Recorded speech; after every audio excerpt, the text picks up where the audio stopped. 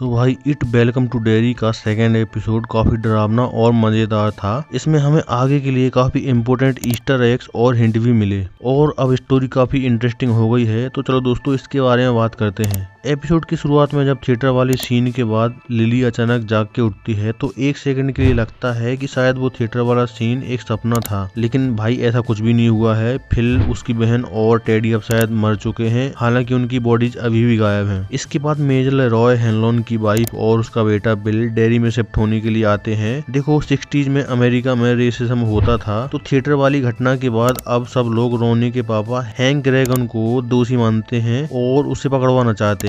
इस एपिसोड में भी इट दो काफी खतरनाक अटैक करता है, जिसमें पहला अटैक रोनी के ऊपर होता है, जिसमें उसकी माँ एक डेविल मॉम के रूप में उसे दिखती है और उसको ब्लेम करती है उसके मरने के लिए। और दूसरा अटैक लिली के ऊपर होता है, जिसमें वो सुपरमार्केट में सामान लेने के लिए जाती है और वहां पर पिकल के टुकड़ों के रूप में उसके पिता के टूटे फूटे हिस्से दिखते हैं। बेसिकली इट का यही काम होता है कि वो किसी के गिल्ट को उसी के खिलाफ इस्तेमाल करता है। लिली जिस डर से थिएटर वाली बात को सबको बताना नहीं चाहती थी, उसके साथ वही होता है और उसे जुनिपर एसाइलम में भेज दिया जाता है। और अब एपिसोड के लास्ट में होती है बहुत इंपॉर्टेंट घटना, जिसमें जनरल सो मेजर लेरॉय को बताता है कि उसके ऊपर जो अटैक हुआ था वो उसका टेस्ट था, ये चेक करने के लिए कि लेरॉय डरता है या नहीं, क्योंकि कोरियन वॉर में उसके दिमाग का एक हिस्सा, जिसे एमेगडाला कहा जाता है, वो खराब हो जाता है, जिससे अब लेरॉय को डर फील नहीं होता। और जनरल सो उसे बताता है कि वो एक ऐसे हथियार की खोज कर रहे हैं जिसका यूज करने से सामने वाले एनिमी का सबसे बड़ा डर उससे तुरंत मार देता है। फिर जनरल सो उसे सीक्रेट रिसर्च बेस में ले जाके पूरी बात बताता है। और भाई इस एपिसोड में काफी सारी ईस्टर एग भी हमें देखने को मिले। सबसे बड़ा ईस्टर एग था डिक हैलोरेन का। ये वही डिक हैलोरेन है जो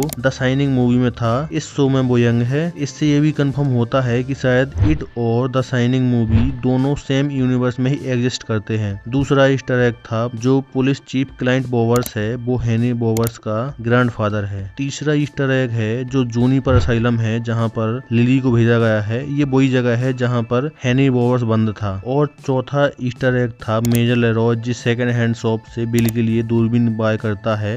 ये वही शॉप है जहाँ इट चैप्टर 2 में बिल का साइकिल मिलता है। तो देखो इस एपिसोड में जो मिलिट्री का इन्वॉल्वमेंट दिखाया गया है, उससे स्ट्रेंजर थिंग जैसी फीलिंग तो जरूर आती है और काफी बढ़िया वर्ल्ड बिल्डिंग हो रहा है। तो भाई अब थर्ड एपिसोड का और भी ज्यादा बेसब्री से वेट हो रहा है। तो आपको ये दूसरा एपिसोड कैसा लगा कमेंट करके जरूर बताना। तो मिलते हैं दोस्तों किसी नेक्स्ट वीडियो में, तब तक के लिए बाय।